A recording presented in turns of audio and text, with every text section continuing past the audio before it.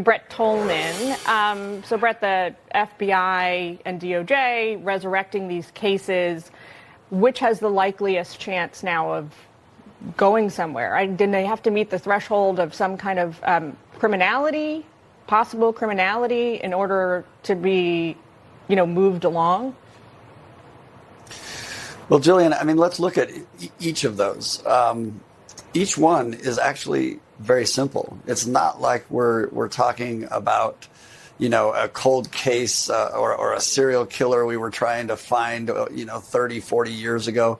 The evidence is recent. The evidence is probably pretty substantial. What we had instead is we had outright interference by those that were in charge in the Biden administration to make sure that we didn't have answers to some of the simplest, easiest cases probably to investigate. I've been in that area of the White House. It's very easy to know who comes in and who comes out of there, who's using which lockers. I think they do know.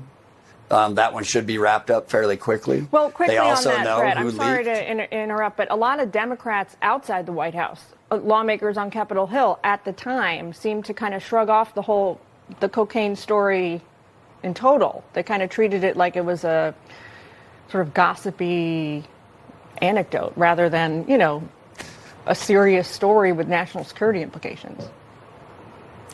Well, sure, but the problem is, don't look at it in a vacuum. Look at it in terms of what else was going on.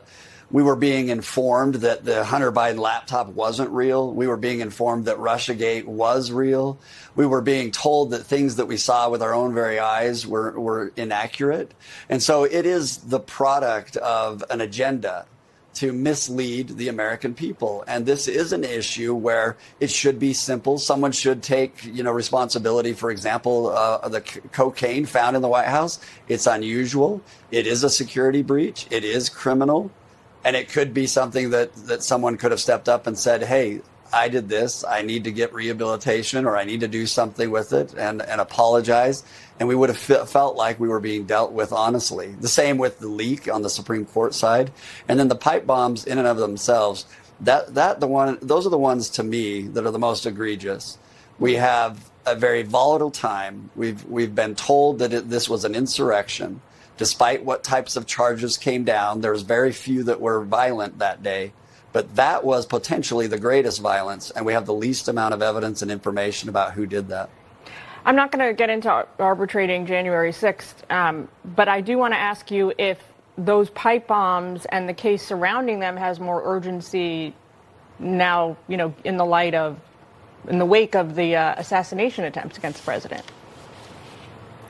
Yeah, I think, Jillian, you're right. I think that, we can all look at and make sure that we don't have another January 6th. But at the heart of it, those two pipe bombs were the threat, deadly threat against individuals placed strategically. Were they there based on individuals who wanted to set them off and contribute to the volatility of the day? Or was there some other strategy involved in using the pipe bombs? We need answers. We deserve answers on that to know the full scope of what the agenda was on January 6th. We do certainly deserve answers, the American people. Brett, we're going to let you go, but thanks for joining us. Thanks, Jillian. Good to see you.